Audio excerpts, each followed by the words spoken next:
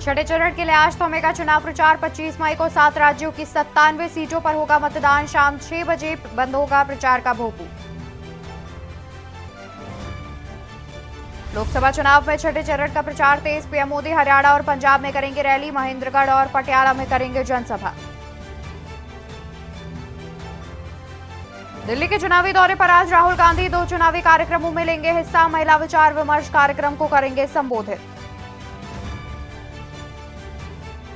Delhi CM Arvind Kejriwal का बड़ा ऐलान। बोले, मैं नहीं दूंगा मुख्यमंत्री पद से इस्तीफा, जेल से चलाऊंगा दिल्ली की सरकार। हरिद्वार से प्रयागराज तक आस्था का डुबकी। बुद्ध पूर्णिमा पर श्रद्धालुओं ने किया गंगा में स्नान। सुरक्षा के भी तगड़े इंतजाम। उत्तर भारत में अभी और बढ़ेगी गर्मी। मौसम विभाग की चेतावनी। पारा 48 डिग्री के पार पहुंचा। तेज हीटवेव का अलर्ट जारी। आप देख रहे हैं के न्यूज, खबरों का सारथी। नमस्कार, स्वागत है आपका देश की बात में। मैं हूं आपके साथ अवंतिका अवस्थी। रुक करते हैं आज की तमाम बड़ी खबरों की ओर। शुरुआत करते हैं जहां पर प्रधानमंत्री नरेंद्र मोदी की आज 2 रैलियां। पंजाब और हरियाणा में प्रधानमंत्री करेंगे रैलियां। महेंद्रगढ़ और पटियाला में रैली करेंगे संबोधित। महेंद्रगढ़ और पटियाला में करेंगे रैली प्रधानमंत्री नरेंद्र मोदी। छठे चरण के लिए करेंगे तूफानी प्रचार। आज प्रधानमंत्री नरेंद्र मोदी की 2 रैलियां। खबर हम आपको बता दें जहां पर प्रधानमंत्री पंजाब और हरियाणा में रैलियां करेंगे। 2 राज्यों में रैलियां करेंगे प्रधानमंत्री। महेंद्रगढ़ और पटियाला में करेंगे रैली। छठे चरण के लिए करेंगे तूफानी प्रचार। खबर आपको बता दें जहां पर प्रधानमंत्री नरेंद्र मोदी आज करेंगे 2 रैलियां। पंजाब और हरियाणा में रैली करेंगे प्रधानमंत्री नरेंद्र मोदी। महेंद्रगढ़ और पटियाला में रैली करेंगे प्रधानमंत्री। छठे चरण के लिए प्रधानमंत्री करेंगे तूफानी प्रचार। प्रधानमंत्री नरेंद्र मोदी आज 2 रैलियां करेंगे। पंजाब और हरियाणा 2 राज्यों में रैलियां संबोधित करने पहुंचेंगे प्रधानमंत्री और जनता के बीच जाएंगे। महेंद्रगढ़ और पटियाला के बीच रैली करेंगे प्रधानमंत्री। छठे चरण के लिए प्रधानमंत्री का ये तूफानी प्रचार होगा। तो प्रधानमंत्री आज माफ कीजिएगा, पंजाब और हरियाणा में रैली करते हुए नजर आएंगे। 2 रैलियों का आयोजन किया गया है जो कि प्रधानमंत्री करेंगे और छठे चरण के लिए प्रधानमंत्री का यह तूफानी प्रचार है जिसमें महेंद्रगढ़ और पटियाला में प्रधानमंत्री रैलियां करेंगे। तो छठे चरण के लिए प्रधानमंत्री का तूफानी प्रचार। प्रधानमंत्री नरेंद्र मोदी आज करेंगे 2 रैलियां। पंजाब और हरियाणा में प्रधानमंत्री करेंगे रैलियां। महेंद्रगढ़ और पटियाला में प्रधानमंत्री करेंगे रैली। छठे चरण के लिए प्रधानमंत्री का तूफानी प्रचार।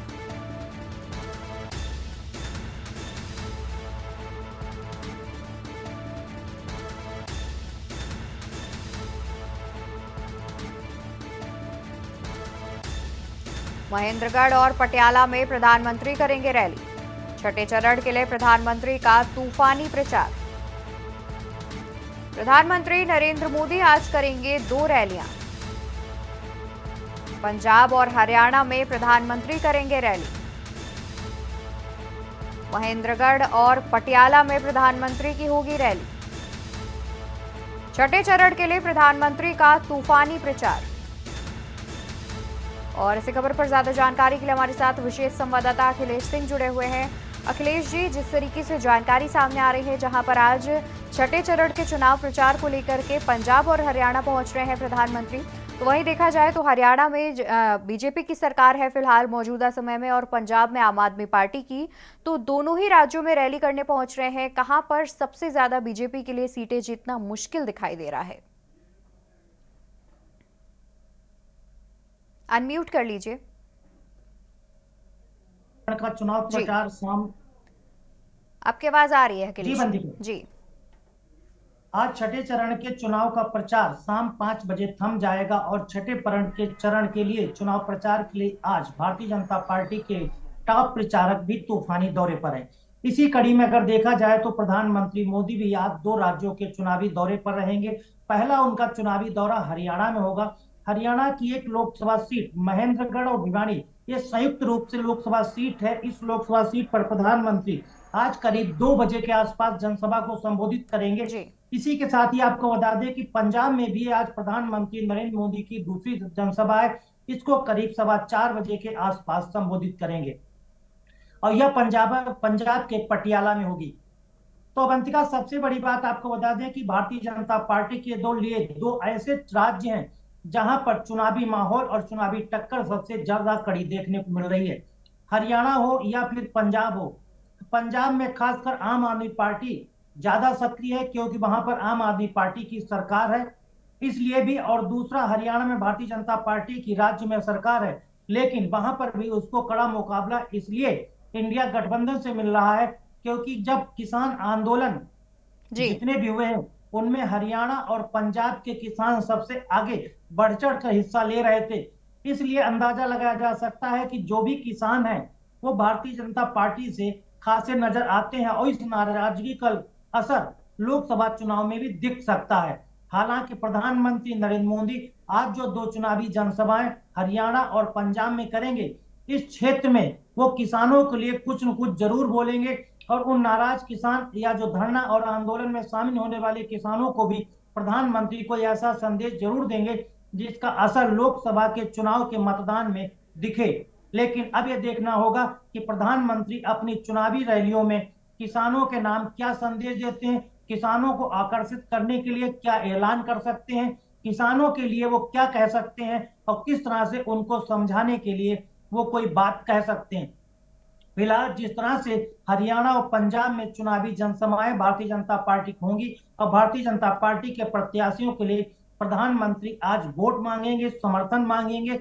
इस दौरान प्रधानमंत्री के लिए एक कड़ा मुकाबला इंडिया गठबंधन के दौरान भी दोनों राज्यों में देखने को मिल रहा है क्योंकि इंडिया गठबंधन भी यहाँ मजबूती के साथ कड़े मुकाबले के साथ भाजपा को कड़ी टक्कर देता नजर आ रहा है। बिल्कुल। और वहीं अखिलेश जी, जैसे कि आपने भी जानकारी दी और देखा भी गया कि हरियाणा और पंजाब के किसान जो है मुख्य रूप से किसान आंदोलन में शामिल थे, तो कहीं ना कहीं देखा जाए तो क्या किसान आंदोलन की वजह से बीजेपी को नुकसान उठाना पड़ सकता है?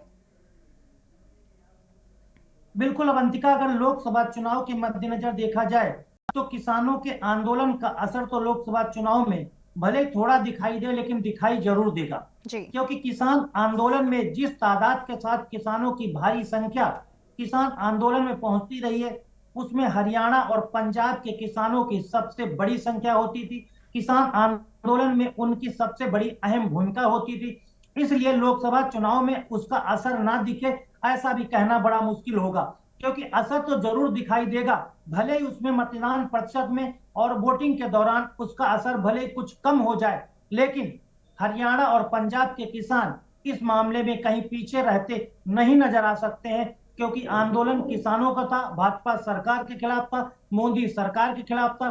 मोदी सरकार से उनकी एमएसपी और जो 3 कानूनों को लेकर पहले धरना आंदोलन हुआ था वो प्रधानमंत्री मोदी ने तीनों कानून, कृषि कानून वापस ले लिए थे, लेकिन एमएसपी की लड़ाई किसान आज भी लड़ रहे हैं, आंदोलनरत हैं, धरनाप्रद हैं और उसके बाद लगातार वो भाजपा सरकार यानी मोदी सरकार से फसलों के एमएसपी को लेकर लगातार लड़ाई लड़ रहे हैं। अवंतिका, बिल्कुल, यानी कि देखा जाए तो जिस तरीके से किसान आंदोलन का जो एक अहम मुद्दा है जो कि पंजाब और हरियाणा में बीजेपी को परेशान कर सकता है और कहीं ना कहीं इससे वोट बैंक पर भी असर देखने को मिलेगा। बहुत शुक्रिया अखिलेश जी आपका अधिक जानकारी दर्शकों तक पहुंचाने के लिए।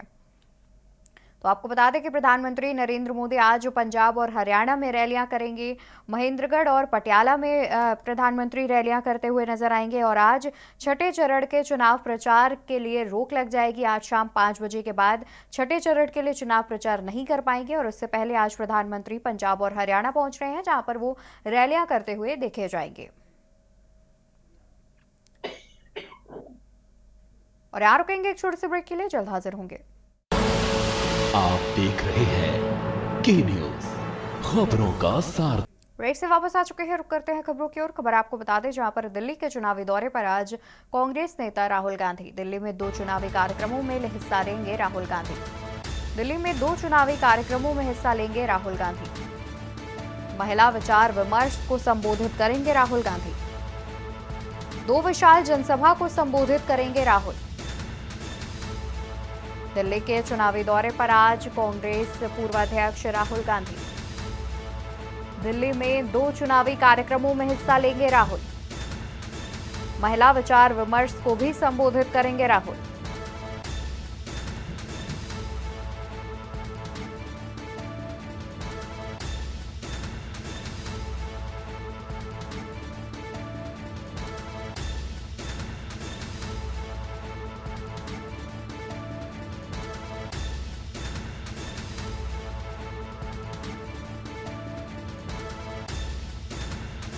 तो 2 विशाल जनसभाओं को भी संबोधित करेंगे कांग्रेस पूर्व अध्यक्ष राहुल गांधी। आज दिल्ली के चुनावी दौरे पर पहुंच रहे हैं और ज्यादा जानकारी के लिए हमारे साथ विशेष संवाददाता अखिलेश सिंह जुड़े हुए हैं।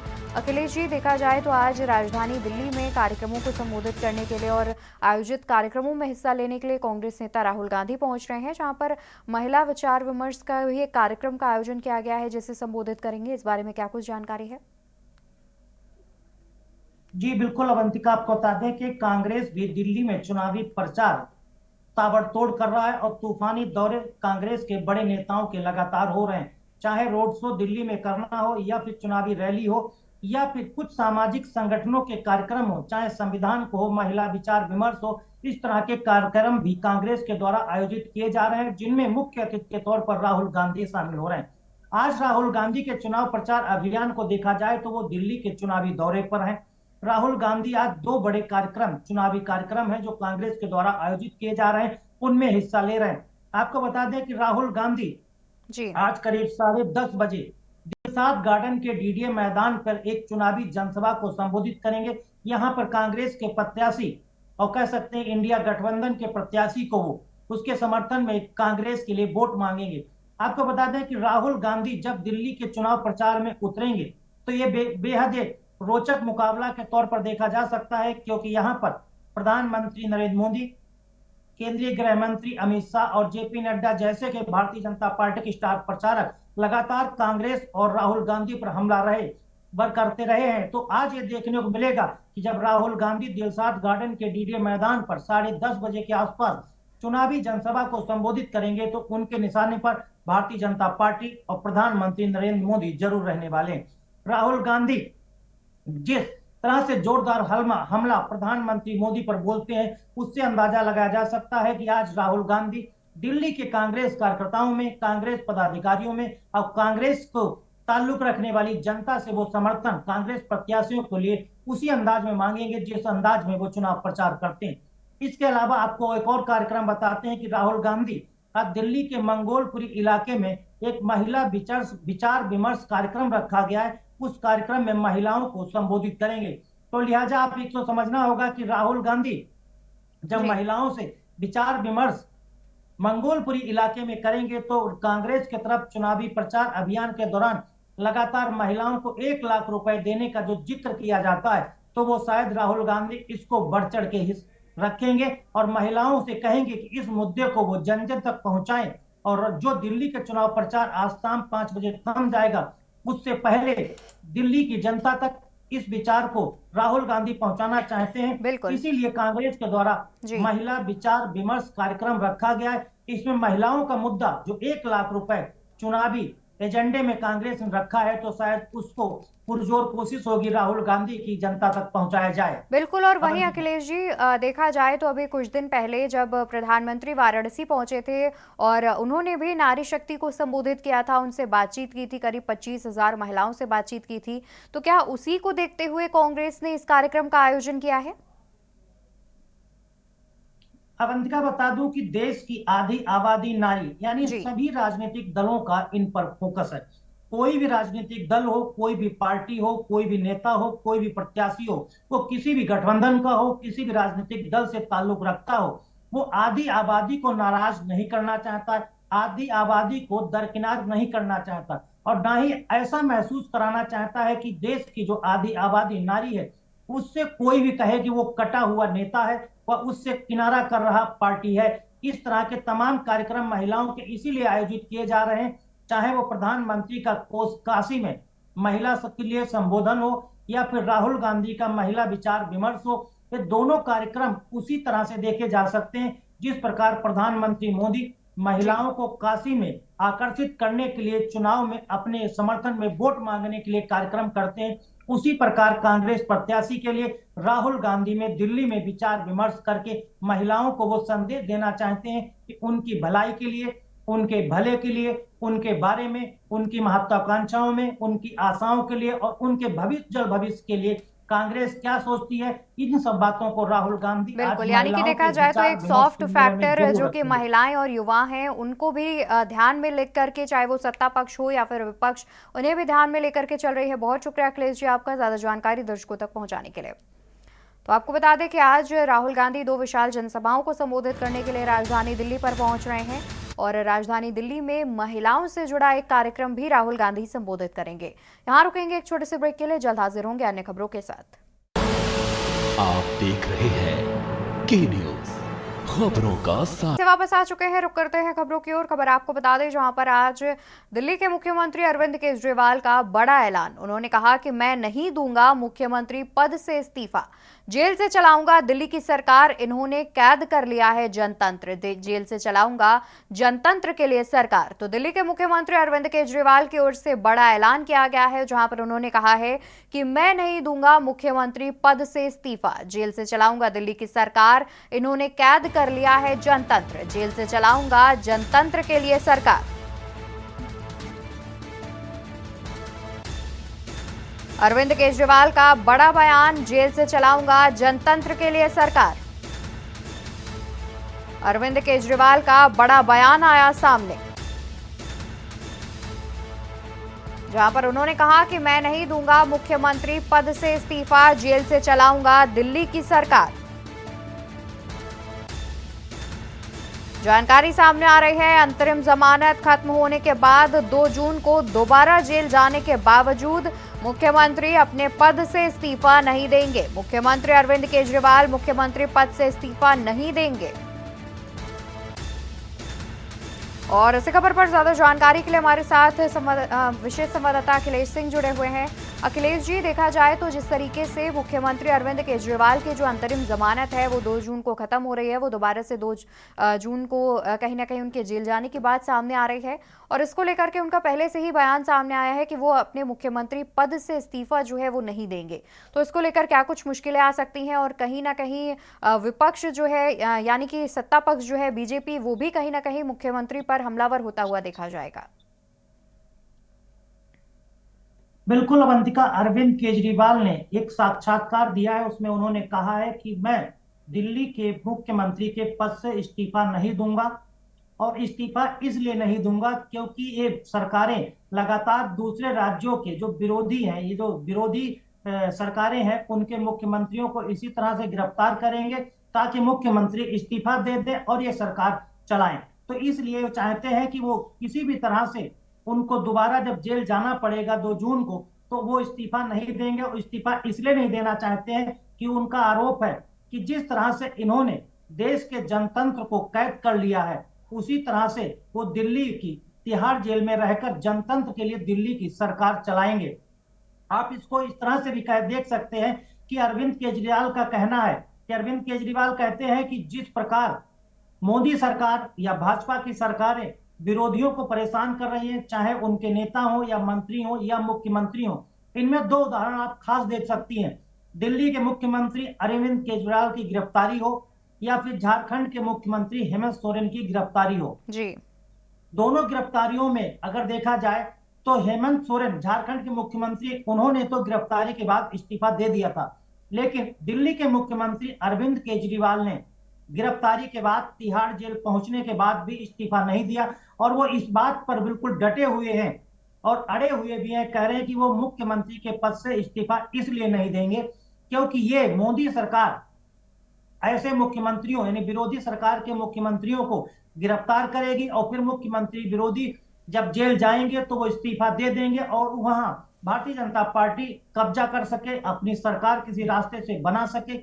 इन तमाम चीजों को ध्यान में रखते हुए अरविंद केजरीवाल इन बातों को कह रहे हैं और उन्होंने ये साफ कर दिया कि जब 2 जून को वो सरेंडर करेंगे और सरेंडर करने के बाद न्यायिक हिरासत में जब वो तिहाड़ जेल भेजे जाएंगे, उसके बाद वो इस्तीफा नहीं देंगे और दिल्ली की तिहाड़ जेल से ही सरकार को चलाएंगे। और जिस तरह से उन्होंने भारतीय जनता पार्टी यानी कह सकते हैं मोदी सरकार पर आरोप लगाया है कि उन्होंने देश के जनतंत्र को कैद कर लिया है, उसी जी तरह से उनको भी कैद किया है, लेकिन वो कैद में रहते हुए भी इस्तीफा न देकर मुख्यमंत्री के तौर पर दिल्ली की सरकार चलाएंगे।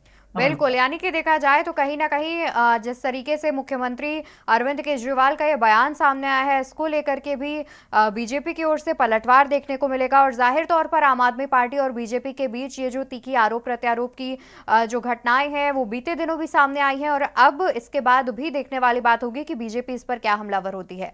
बहुत शुक्रिया आपका अधिक जानकारी दर्शकों तक पहुंचाने के लिए। तो बता दें कि मुख्यमंत्री अरविंद केजरीवाल का बयान सामने आया, जहां पर उन्होंने कहा कि वो अपने पद से इस्तीफा नहीं देंगे, जेल से ही चलाएंगे दिल्ली की सरकार। और खबरें अभी और भी हैं, लेकिन यहां रुकेंगे एक छोटे से ब्रेक के लिए। आप देख रहे हैं के न्यूज खबरों। वापस आ चुके हैं, रुक करते हैं खबरों की ओर। खबर आपको बता दें, जहां पर उड़ीसा और बिहार दौरे पर आज सीएम योगी आदित्यनाथ सुबह 11:40 पर पुरी लोकसभा में करेंगे जनसभा। वहीं दोपहर 1 बजे केंदुपाड़ा में करेंगे जनसभा।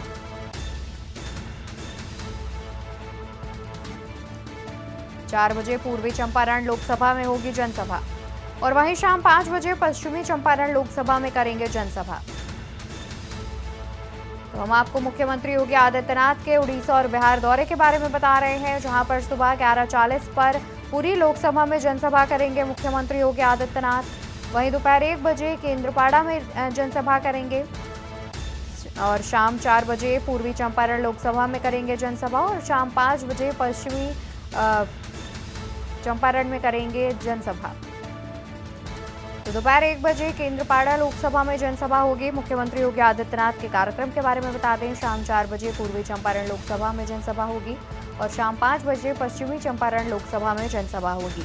तो मुख्यमंत्री योगी आदित्यनाथ के आज के कार्यक्रम के बारे में बता रहे हैं, जहां पर उड़ीसा और बिहार के दौरे पर हैं मुख्यमंत्री योगी आदित्यनाथ। सुबह 11:40 पर पूरी लोकसभा में जनसभा करेंगे मुख्यमंत्री योगी आदित्यनाथ।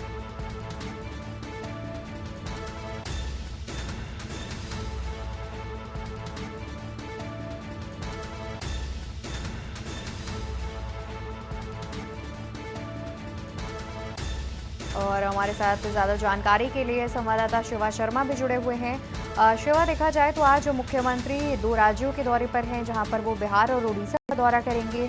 और अमूमन देखा जाए तो इन 2 राज्यों में पहले भी बीजेपी का केंद्रीय नेतृत्व भी दौरे पर देखे गए हैं। चुनावी समीकरण की बात की जाए तो दोनों ही राज्यों में बीजेपी को लेकर के चुनावी समीकरण क्या नजर आ रहा है?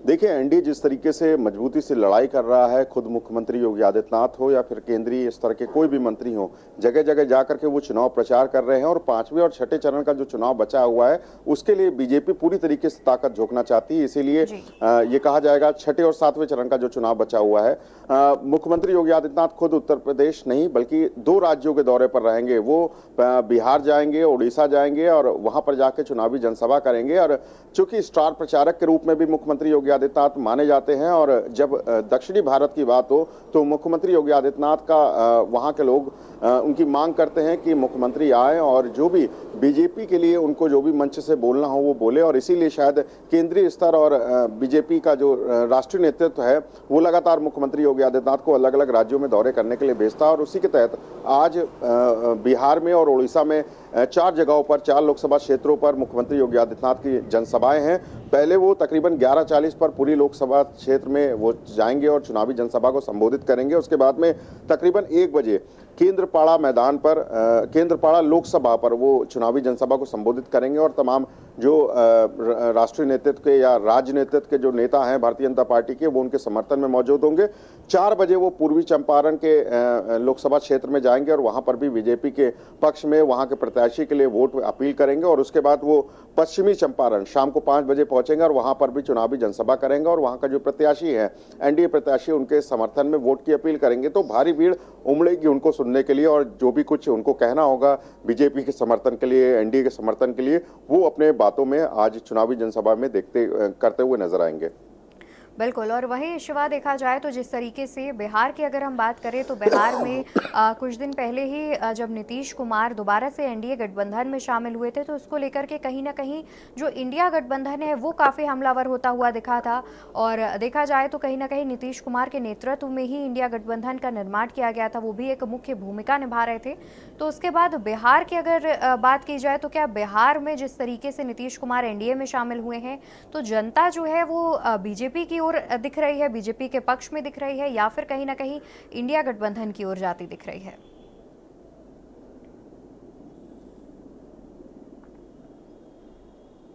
देखिए, नीतीश कुमार का एक बड़ा खेमा है बिहार के अंदर, और नीतीश कुमार जिस भी जगह रहते हैं लगभग जनसंख्या और या फिर यूं कहें कि पार्टी के लोग जो है उनकी तरफ रहते हैं और भीड़ उमड़ती है उनकी तरफ। तो जरूर ये कहा जाएगा कि एनडीए की तरफ ज्यादा रुझान दिख रहे हैं इस बार बिहार के समीकरण जो हमने देखे हैं ज्यादातर। और ये जरूर कहा जाएगा कि स्टार प्रचारक के रूप में जब मुख्यमंत्री योगी आदित्यनाथ वहां पर जाएंगे, प्रचार प्रसार करेंगे और नीतीश के साथ वो मंच साझा करेंगे, तो जरूर कहीं ना कहीं समीकरण बनते हैं। और इसी समीकरणों को बांधने के लिए जो केंद्रीय नेतृत्व है वो लगातार अपने नेताओं को अलग अलग राज्यों में, अलग अलग जिलों में दौरे करने के लिए कहता है कि ज्यादा से ज्यादा भीड़ जुटाएं और जो वोट करने की जो अपील है वो लगातार करते रहे लोगों से, ताकि आने वाले समय में जो भी वोट पड़ेंगे, 6वां और 7वां चरण अवंतिका मैं कह रहा हूं लगातार बाकी है, और उसको देखते हुए तमाम जो नेता हैं वो धीरे धीरे अपने जो दौरे का जो दायरा है उसको बढ़ाते चलेगा कि नीतीश कुमार जिस पार्टी की तरफ रहते हैं वो थोड़ा पल्ला जरूर भारी होता है। और आने वाले चाहे बीजेपी के नेता हो या इंडिया गठबंधन के नेता हो, तमाम अलग अलग जगहों पर जाकर के प्रचार प्रसार जरूर कर रहे हैं। बिल्कुल। और देखा जाए तो कहीं ना कहीं जिस तरीके से एनडीए गठबंधन पूरी जोर शोर के साथ तैयारियां करता हुआ दिख रहा है और उसकी तैयारियां जो है वो भी देखी जा रही हैं, रैलियां, जनसभा लगातार दिख रही हैं, तो इससे कहीं ना कहीं फायदा जो है वो भी देखने को मिलेगा। बहुत शुक्रिया, आप जुड़े रहिए हमारे साथ, हम आगे भी आपसे अपडेट लेते रहेंगे। तो आपको बता दें कि आज जो मुख्यमंत्री योगी आदित्यनाथ 2 राज्यों के दौरे पर पहुंच रहे हैं, जहां पर वो उड़ीसा और बिहार राज्य का दौरा करते हुए नजर आएंगे।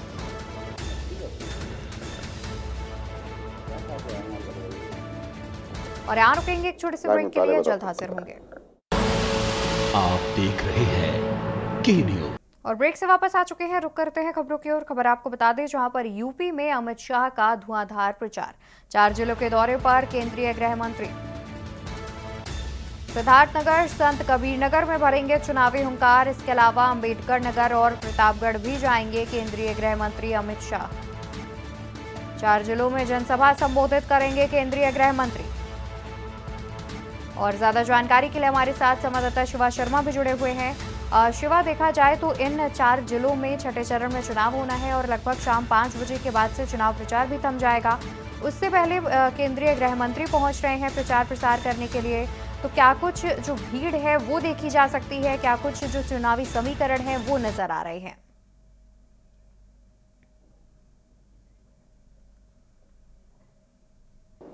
देखिए अवंतिका, उत्तर प्रदेश के आज 4 लोकसभा सीटों पर केंद्रीय गृह मंत्री अमित शाह का दौरा है। और अमित शाह पहले सिद्धार्थनगर जाएंगे और सिद्धार्थनगर के डुमरियागंज में तकरीबन 11 बजे पहुंच करके वो वहां के जो प्रत्याशी हैं उनके समर्थन में वोट की अपील करेंगे और एनडीए के समर्थन में वोट मांगने की कवायद जो है वो तेज करेंगे। उसके बाद वो सीधे 12:30 बजे तकरीबन संत कबीर नगर के खलीलाबाद में वो वहाँ पे जो आयोजित हुई है जनसभा, चुनावी जनसभा, उसको संबोधित करेंगे और वहाँ पर जो एनडीए के समर्थन में प्रत्याशी है उनके हित में वोट मांगेंगे। और सीधे 2 बजे वो अंबेडकर नगर के सीमई उस इलाके में जाएंगे और वहां पर भी जो चुनावी जनसभा है उसको संबोधित करेंगे और बीजेपी के पक्ष में वो वोट मांगेंगे। और सीधे 3:30 बजे वो प्रतापगढ़ की पट्टी में जाकर के वो चुनावी जनसभा है उसको संबोधित करेंगे और एनडीए के समर्थन में वोट मांगेंगे। तो 4 जिलों पे अमित शाह का दौरा है और सिद्धार्थनगर, संत कबीर नगर, प्रतापगढ़ और अंबेडकर नगर उत्तर प्रदेश के 4 ऐसे जिले हैं जहां पर छठे चरण में चुनाव होने हैं। और इसी चुनावी समीकरण को बांधने के लिए केंद्रीय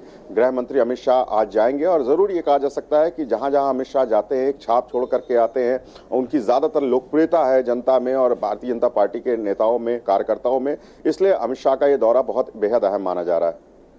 बिल्कुल। और साथ ही देखा जाए तो जिस तरीके से आज शाम से चुनाव प्रचार जो है वो भी थम जाएगा और उससे पहले केंद्रीय गृह मंत्री पहुंच रहे हैं, तो कहीं ना कहीं चुनावी समीकरण की अगर बात कर ले तो उसमें भी उछाल देखने को मिल सकता है। बहुत शुक्रिया आपका ज़्यादा जानकारी दर्शकों तक पहुँचाने के लिए। तो आपको बता दें कि आज केंद्रीय गृह मंत्री अमित शाह का यूपी दौरा है, जहां पर वो उत्तर प्रदेश के 4 जिलों में प्रचार प्रसार करने के लिए पहुंच रहे हैं और आज शाम 5 बजे तक इस चुनाव प्रचार थम जाएगा। छठे चरण के लिए चुनाव प्रचार थम जाएगा। उससे पहले केंद्रीय गृह मंत्री सिद्धार्थनगर, संत कबीर नगर, अंबेडकर नगर और प्रतापगढ़ में चुनाव प्रचार करने के लिए पहुंच रहे हैं।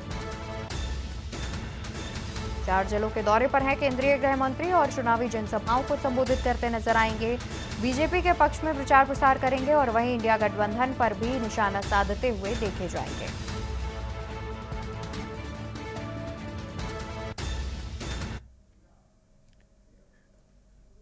तो वहीं आपको रक्षा मंत्री राजनाथ सिंह के कार्यक्रम के बारे में बताते हैं, जहां पर यूपी दौरे पर आज रक्षा मंत्री राजनाथ सिंह आजमगढ़ का दौरा करेंगे। रक्षा मंत्री आजमगढ़ का दौरा करेंगे। रक्षा मंत्री राजनाथ सिंह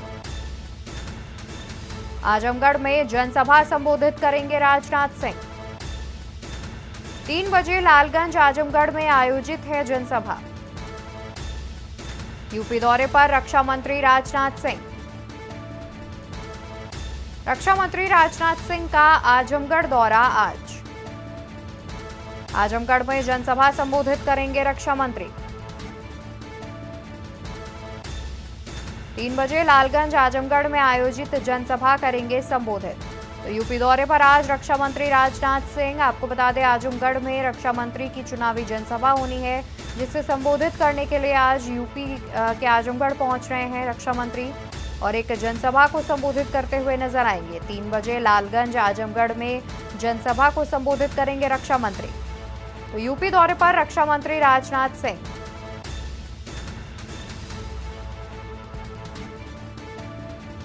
और ज्यादा जानकारी के लिए हमारे साथ शिवा शर्मा भी जुड़े हुए हैं। शिवा, देखा जाए तो अभी बीते दिन मुख्यमंत्री योगी आदित्यनाथ भी आजमगढ़ पहुंचे थे, जहां पर वो विपक्ष को लेकर के, खास तौर पर समाजवादी पार्टी को लेकर के हमलावर नजर आए थे, जहां पर उन्होंने कहा था कि एक समय पर आजमगढ़ माफियाओं का गढ़ हुआ करता था, लेकिन उसके बाद उनकी सरकार आई और माफियाओं का खात्मा हुआ। कुछ इस तरीके से माफियाओं को लेकर के मुख्यमंत्री जो है वो समाजवादी पार्टी पर निशाना साधते हुए नजर आए। इसके बाद आज रक्षा मंत्री भी पहुंच रहे हैं और देखा जाए तो कहीं ना कहीं रक्षा मंत्री भी गठबंधन पर जो है निशाना साधते हुए देखे जाएंगे, सपा और कांग्रेस के गठबंधन पर।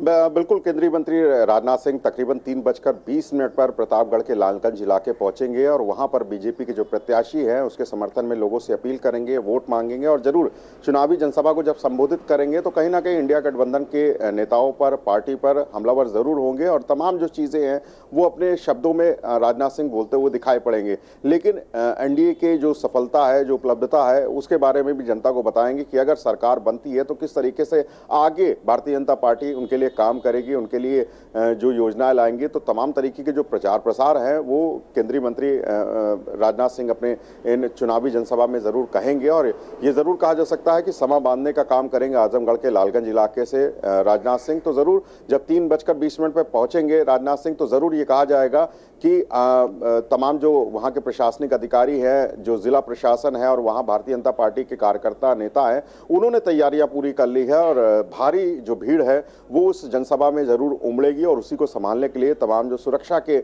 प्रयोग हैं वो पुलिस द्वारा बनाए रखने के लिए किए गए हैं और भारी सुरक्षा के तहत ही वो पूरी जनसभा को बैरिकेड किया जाएगा। तो आज जब राजनाथ सिंह पहुंचेंगे प्रतापगढ़ के लालगंज इलाके में तो क्या कुछ अपनी बातों में कहते हैं प्रतापगढ़ की जनता को और क्या कुछ योजनाओं के बारे में बताते हैं, ये बेहद देखना जरूरी होगा। बिल्कुल, और जाहिर तौर पर देखा जाए तो कहीं ना कहीं जो विपक्षी गठबंधन है उस पर भी हमलावर नजर आएंगे रक्षा मंत्री। बहुत शुक्रिया शिवा आपका ज्यादा जानकारी हमारे दर्शकों तक पहुंचाने के लिए। तो आपको बता दें कि रक्षा मंत्री राजनाथ सिंह का आज यूपी दौरा है, जहां पर जनसभा संबोधित करने के लिए पहुंच रहे हैं रक्षा मंत्री। 3 बजे लालगंज में जनसभा का आयोजन किया गया है।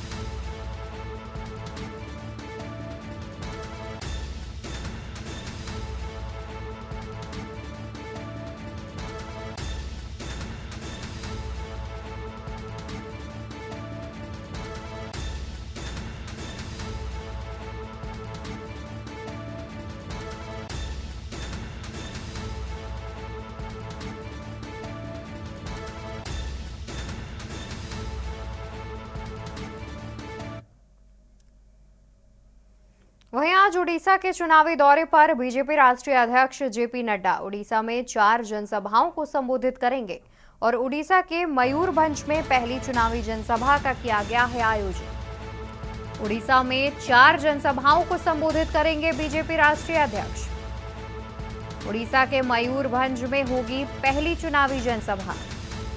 उड़ीसा के भद्रक में होगी दूसरी चुनावी जनसभा। उड़ीसा के मयूरगंज में पहली चुनावी जनसभा का किया जाएगा आयोजन। ज्यादा जानकारी के लिए हमारे साथ विशेष संवाददाता अखिलेश सिंह जुड़े हुए हैं। अखिलेश जी, देखा जाए तो लगातार उड़ीसा के दौरे पर बीजेपी की ओर से केंद्रीय मंत्री, केंद्रीय नेतृत्व के नेता जो हैं वो देखे गए हैं। प्रधानमंत्री से लेकर बीजेपी राष्ट्रीय अध्यक्ष हों या फिर अन्य बीजेपी के बड़े नेता हो, लगातार उड़ीसा के दौरे पर देखे जा रहे हैं। तो कहीं ना कहीं उड़ीसा जो है वो बीजेपी के लिए अब अहम नजर आ रहा है।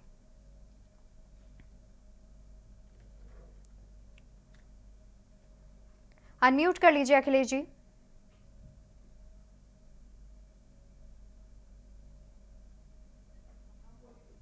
जी आपकी आवाज आ रही है। बताता हूं कि उड़ीसा के अंदर, उड़ीसा में जो लोकसभा चुनाव प्रचार चल रहा है, तो उड़ीसा के जो लोकसभा सीटें हैं वहां पर अगर चुनाव प्रचार का मुकाबला देखा जाए तो मुकाबला त्रिकोणीय देखने को मिल रहा है, क्योंकि तमाम ऐसे राज्य हैं जहां पर एनडीए यानी भाजपा की अगुवाई वाला एनडीए और इंडिया कांग्रेस की अगुवाई वाला इंडिया गठबंधन, दोनों के बीच कड़ा मुकाबला देखने को मिलता है। लेकिन उड़ीसा में जो मुकाबला है वो त्रिकोणीय है।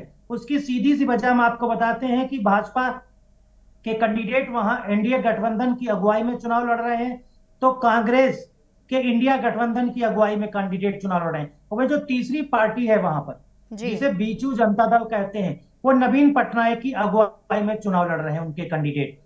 तो इस लिहाज से उड़ीसा के अंदर जो चुनावी माहौल है या जो चुनावी प्रचार अभियान का एक दूसरे के प्रति कड़ा मुकाबला चल रहा है, यहाँ पर त्रिकोणीय मुकाबला है।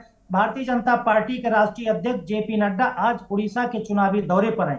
इस दौरान वो 4 चुनावी जनसभाओं को संबोधित करेंगे। इसमें आपको बताते हैं कि पहली चुनावी जनसभा मयूरभंज जिले में 11 बजे के आसपास होगी। वहीं दूसरी चुनावी जनसभा भद्रक में 1 बजे के आसपास संबोधित करेंगे, जबकि तीसरी चुनावी जनसभा 2:35 पर उड़ीसा के जसपुर में होगी और चौथा चुनावी कार्यक्रम 4:10 पर जगत सिंहपुर में एक चुनावी जनसभा को जेपी नड्डा संबोधित करेंगे। चारों चुनावी जनसभाओं में भारतीय जनता पार्टी के राष्ट्रीय अध्यक्ष जेपी नड्डा बीजेपी के प्रत्याशियों के लिए समर्थन मांगेंगे, वोट मांगेंगे और उनसे बीजेपी को जिताने के लिए अपील भी करेंगे। आपको बताते हैं, उड़ीसा एक ऐसा राज्य है जहां पर करीब 25 साल से बीजू जनता दल राज्य में काबिज है और वहां पर उसकी सरकार है और नवीन पटनायक लगातार वहां मुख्यमंत्री बने हुए हैं। उससे पहले आपको बताते हैं कि बीजू पटनायक वहां से मुख्यमंत्री हुआ करते थे। तो इस लिहाज से अगर देखा जाए तो काफी मजबूत स्थिति में वहां पर बीजू जनता दल चुनाव लड़ रहा है। कांग्रेस भी कड़ा मुकाबला भारतीय जनता पार्टी को दे रहा है। तो इस लिहाज से तीनों पार्टियां एक दूसरे को कड़ी मुकाबले में चुनावी टक्कर दे रही हैं। फिलहाल जिस तरह से भारतीय जनता पार्टी ताबड़तोड़ चुनावी प्रचार अभियान में उड़ीसा में लगी हुई है, अपने स्टार प्रचारकों को एक के बाद एक उतार रही हो। प्रधानमंत्री नरेंद्र मोदी भी वहां दौरा कर चुके हैं, केंद्रीय गृह मंत्री अमित शाह भी चुनावी रैलियों को संबोधित कर चुके हैं और भारतीय जनता पार्टी के राष्ट्रीय अध्यक्ष जेपी नड्डा लगातार उड़ीसा के चुनावी दौरे कर रहे हैं। इस लिहाज से देखा जाए तो त्रिकोणीय मुकाबला इस लोकसभा चुनाव के अंदर उड़ीसा राज्य के अंदर देखने को मिल रहा है। बिल्कुल, और वहीं अखिलेश जी, देखा जाए तो जिस तरीके से उड़ीसा में मुकाबला जो है वो 3 पार्टियों के बीच है, त्रिकोणीय दिख रहा है। कहीं ना कहीं बीजेपी जो है जाहिर तौर पर जिस तरीके से उसके चुनावी दौरे, जनसभाएं चल रही हैं उड़ीसा में, उससे इन दोनों ही जो विपक्षी पार्टियां हैं उन पर उनके वोट बैंक को साधने का प्रयास लगातार बीजेपी की ओर से किया जा रहा है। बहुत शुक्रिया आपका अखिलेश जी, अधिक जानकारी हमारे दर्शकों तक पहुंचाने के लिए। तो आपको बता दें कि आज उड़ीसा दौरे पर हैं बीजेपी राष्ट्रीय अध्यक्ष जेपी नड्डा, जहां पर उड़ीसा पहुंचकर 4 चुनावी जनसभाओं को संबोधित करते हुए नजर आएंगे और बीजेपी प्रत्याशियों के पक्ष में प्रचार प्रसार भी करेंगे। बता दें कि उड़ीसा में मुकाबला त्रिकोणीय हो गया है, जहां पर बीजेपी, कांग्रेस और उड़ीसा की जो सत्ता पार्टी है बीजू जनता दल, वो भी चुनावी मैदान में है और इंडिया, एनडीए और बीजू जनता दल के बीच ये चुनाव हो रहा है। और यहाँ रुकेंगे एक छोटे से ब्रेक के लिए, जल्द हाजिर होंगे अन्य खबरों के साथ। आप देख रहे हैं के न्यूज, खबरों का सारथी। ब्रेक से वापस आ चुके हैं। रुक करते हैं खबरों की ओर। खबर आपको बता दें, जहां पर आज हरियाणा के चुनावी दौरे पर कांग्रेस महासचिव प्रियंका गांधी। हरियाणा के चुनावी दौरे पर आज कांग्रेस महासचिव प्रियंका गांधी एक चुनावी रोड शो और एक जनसभा संबोधित करेंगी प्रियंका गांधी। सुबह 9 बजे सिरसा में रोड शो प्रियंका गांधी का होना है। हरियाणा के पानीपत में न्याय संकल्प सभा करेंगी प्रियंका। हरियाणा के चुनावी दौरे पर आज प्रियंका गांधी। कांग्रेस महासचिव प्रियंका गांधी का हरियाणा दौरा, एक चुनावी रोड शो और जनसभा संबोधित करेंगी प्रियंका। सिरसा में रोड शो भी करेंगी प्रियंका गांधी। हरियाणा के पानीपत में न्याय संकल्प सभा करेंगी प्रियंका। हरियाणा के चुनावी दौरे पर आज प्रियंका गांधी। और ज्यादा जानकारी के लिए विशेष संवाददाता अखिलेश सिंह का रुख कर लेते हैं। अखिलेश जी, देखा जाए तो जिस तरीके से आज हरियाणा पहुंच रही हैं प्रियंका गांधी, एक चुनावी सभा भी संबोधित करने की बात सामने आ रही है, रैली भी करने की बात सामने आ रही है, तो देखा जाए कहीं ना कहीं जिस तरीके से किसान आंदोलन को लेकर जो बीजेपी को नुकसान होना है, क्या उसमें कांग्रेस का जो फायदा है वो होता दिख रहा है? बिल्कुल अवंतिका, बता दें कि कांग्रेस की महासचिव प्रियंका गांधी अपने चुनावी अभियान उत्तर प्रदेश से निकलकर कल झारखंड पहुंची थी और हरियाणा में वो दस्तक दे रही। हरियाणा में दस्तक देने के दौरान उनके 2 चुनावी कार्यक्रम जो आज कांग्रेस ने रखे हुए हैं, उनमें पहला रोड शो है और दूसरा उनकी चुनावी जनसभा है। अब मैं आपको बताता हूं कि भारतीय जनता पार्टी को कड़ा मुकाबला देने के लिए और खासकर हरियाणा में कांग्रेस बड़ी बेहद मजबूत स्थिति में नजर आती है, उसको और धार देने के लिए आज प्रियंका गांधी हरियाणा के चुनावी दौरे पर हैं।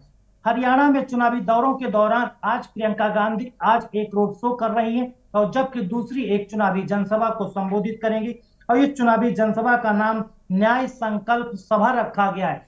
इससे आप देख सकते हैं कि कांग्रेस के द्वारा जो चुनावी एजेंडा तैयार किया गया, चुनावी रणनीति के तहत चुनाव प्रचार हो रहा है, उसमें न्याय शब्द को हर चुनावी सभा में, चुनावी कार्यक्रम में जोड़ा जाता है कि किस प्रकार जनता को, और खासकर अगर हरियाणा के मद्देनजर देखा जाए तो यहाँ पर किसानों को किस तरह से न्याय कांग्रेस दिलाने में कामयाब होगी, ये रोड मैप आज प्रियंका गांधी अपनी चुनावी जनसभा में बताएंगी।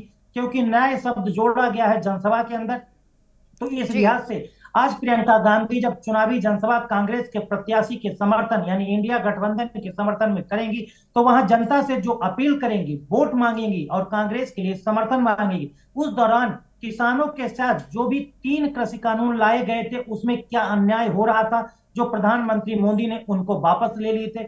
इसके बाद एमएसपी किसानों को फसलों पर नहीं मिल रही है, उसमें किसानों को कैसे न्याय दिलाया जाए, इस चीज को लेकर भी वो जनसभा में किसानों को समझाने की कोशिश करेंगे। बिल्कुल, यानी कि देखा जाए तो जिस तरीके से कांग्रेस बीजेपी से जो है नाराज चल रहे हैं और कहीं ना कहीं बीजेपी के कुछ ऐसे फैसले भी लिए गए थे किसानों को लेकर के, जिससे किसानों ने आंदोलन भी किया था जिन्हें लेकर के, उसका फायदा जो है वो कांग्रेस उठाती हुई दिखेगी। बहुत शुक्रिया अखिलेश जी आपका अधिक जानकारी दर्शकों तक पहुंचाने के लिए।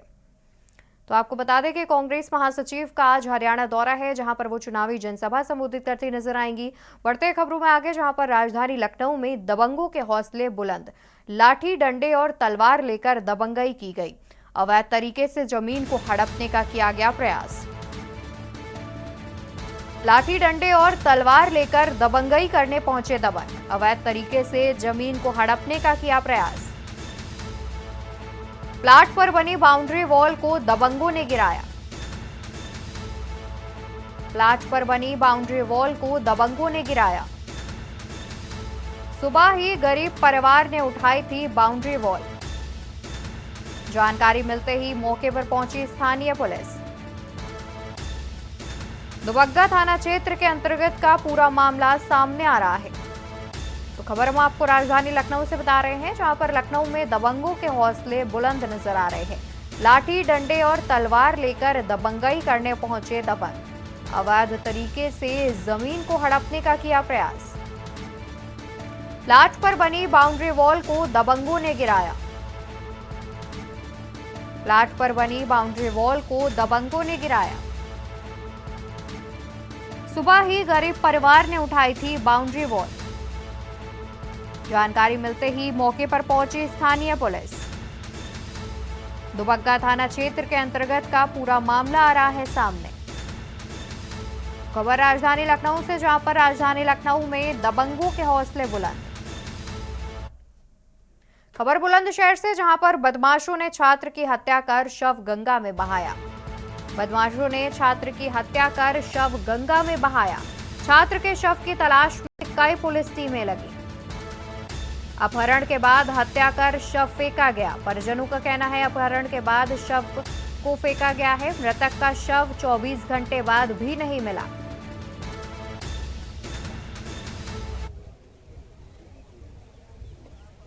औरंगाबाद क्षेत्र के मूढ़ी बकापुर गांव से 6 लोग स्नान करने आए थे और स्नान के दौरान उसमें से एक लड़का जिसकी उम्र 17-18 वर्ष थी वो गंगा जी में डूब गया था और इसकी सूचना देर शाम 6:30 बजे के आसपास स्थानीय पुलिस को दी गई, जिस पर स्थानीय पुलिस प्रभारी निरीक्षक ने मोटर बोट के साथ वहां पर तलाश किया और उस साथ में उन लड़कों को भी लिया था जो कि औरंगाबाद 6 से स्नान करने के लिए आए हुए थे, परंतु उसका शव नहीं मिला। यह सूचना उस लड़के के घर वालों को दी गई, जिस पर पूरा परिवार आज आया हुआ था और थाना हार क्षेत्र पर उन्होंने एक तहरीर दी। उसको बरामद करने के लिए एनडीआरएफ को सूचित किया गया है। मैं बड़ा पापा हूँ। अच्छा, क्या घटना हुई थी? ये यहाँ लाए थे उसको गंगा जी पे। हाँ। तो वहाँ से पहले जो है इन्होंने वो लड़का उठाया है। सब चलो सत्संग घर पे चल रहे। हाँ। फिर वहाँ से इन्होंने गाड़ी करी है। गाड़ी करके लड़के को और फिर वहाँ से गाड़ी में घेर के ये लाए हैं। उन्होंने यहाँ मारा पीटा है और मार पीट के गंगा में ले गए, वहाँ ले जाके इसे डुबे दिया है। कितने लोग बताए जा रहे हैं? ये 6 लोग हैं। अच्छा। खबर आपको दिल्ली से बताते हैं, जहां पर पश्चिम बंगाल के सीएम ममता बनर्जी का ऐलान। उन्होंने कहा कि मैं कलकत्ता हाईकोर्ट के फैसले को स्वीकार नहीं करूंगी, हमें इसे सुप्रीम कोर्ट में चुनौती देंगे। कलकत्ता हाईकोर्ट ने ममता सरकार द्वारा 2010 के बाद ओबीसी के लिए जारी सभी प्रमाण पत्रों को रद्द कर दिया है। मुस्लिम समुदाय को ममता सरकार ने दिया था आरक्षण, जिसको लेकर के ममता बनर्जी की ओर से कहा गया कि वो इस फैसले को सुप्रीम कोर्ट में चुनौती देंगी। कलकत्ता हाई कोर्ट ने ममता सरकार द्वारा 2010 के बाद ओबीसी के लिए जारी सभी प्रमाण पत्रों को रद्द कर दिया गया है। मुस्लिम समुदाय को ममता सरकार ने दिया था आरक्षण। पश्चिम बंगाल की सीएम ममता बनर्जी का ऐलान। खबर प्रतापगढ़ से, जहां पर पूर्व विधायक हरि प्रताप सिंह का निधन। लंबी बीमारी से जूझ रहे थे बाबू हरि प्रताप सिंह। 11 बजे प्रतापगढ़ से दिल्ली आएगा पार्थिव शरीर। पूर्वांचल के बड़े क्षत्रिय नेता थे बाबू हरि प्रताप सिंह। मछली शहर के पूर्व सांसद केपी सिंह के रिश्तेदार भी थे। तो हम आपको जानकारी बता रहे हैं, जहां पर लंबी बीमारी के बाद पूर्व विधायक हरि प्रताप सिंह का हुआ निधन। खबर प्रतापगढ़ से सामने आ रही है, जहां पर पूर्व विधायक हरि प्रताप सिंह का निधन हो गया। लंबी बीमारी से जूझ रहे थे बाबू हरि प्रताप सिंह। लगभग सुबह 11 बजे प्रतापगढ़ से दिल्ली आएगा पार्थिव शरीर। पूर्वांचल के बड़े क्षत्रिय नेता थे बाबू हरि प्रताप सिंह, तो वहीं मछली शहर के पूर्व सांसद केपी सिंह के रिश्तेदार भी थे। तो प्रतापगढ़ से खबर सामने आ रही है, जहां पर लंबी बीमारी से जूझ रहे बाबू हरि प्रताप सिंह का हुआ निधन। 11 बजे प्रतापगढ़ से दिल्ली आएगा पार्थिव शरीर। पूर्वांचल के बड़े क्षत्रिय नेता थे बाबू हरि प्रताप सिंह। लंबी बीमारी से जूझ रहे थे बाबू हरि प्रताप सिंह। तो वही खबर आपको प्रयागराज से बताते हैं, जहां पर राजधानी एक्सप्रेस से शराब ढोए जाने का मामला आया सामने। ऑपरेशन सतर्क के तहत पकड़ी गई अंग्रेजी शराब की खेप। प्रयागराज स्टेशन में पकड़ी गई अवैध अंग्रेजी शराब की खेप। राजधानी एक्सप्रेस से ढोई जा रही थी अवैध अंग्रेजी शराब। खबर चंडीगढ़ से, जहां पर आज पंजाब में पीएम मोदी की जनसभा। किसान संगठन कर रहे विरोध, सुरक्षा के किए गए कड़े प्रबंध। हाई अलर्ट पर पूरा पंजाब, खुफिया एजेंसियां भी सतर्क। पीएमओ ने पंजाब पुलिस से सुरक्षा व्यवस्था की मांगी रिपोर्ट। किसान संगठन कर रहे विरोध, सुरक्षा के कड़े इंतजाम। हाई अलर्ट पर पूरा पंजाब, खुफिया एजेंसियां भी सतर्क। पीएमओ ने पंजाब पुलिस से सुरक्षा व्यवस्था की मांगी रिपोर्ट। पीएमओ ने पंजाब पुलिस से सुरक्षा व्यवस्था की मांगी रिपोर्ट। बीजेपी प्रमुख सुनील जाखड़ ने तैयारियों का लिया जायजा। किसानों ने किया है पीएम के घेराव का ऐलान। मंच पर केवल चुनिंदा नेता ही होंगे प्रधानमंत्री के साथ। चंडीगढ़ से खबर बता रहे हैं, जहां पर आज प्रधानमंत्री की पंजाब में जनसभा होनी है, जिसको लेकर के किसान संगठन कड़ा विरोध कर रहे हैं, जिसको लेकर सुरक्षा के कड़े इंतजाम किए गए हैं। पूरा पंजाब हाई अलर्ट पर है, तो वहीं खुफिया एजेंसियां भी सतर्क है। पीएमओ ने पंजाब पुलिस से सुरक्षा व्यवस्था की रिपोर्ट भी मांगी है। और देश की बात पे मेरे साथ फिलहाल के लिए बस इतना ही। बाकी खबरों के लिए आप देखते रहिए के न्यूज इंडिया। नमस्कार। आप देख रहे हैं के न्यूज, खबरों का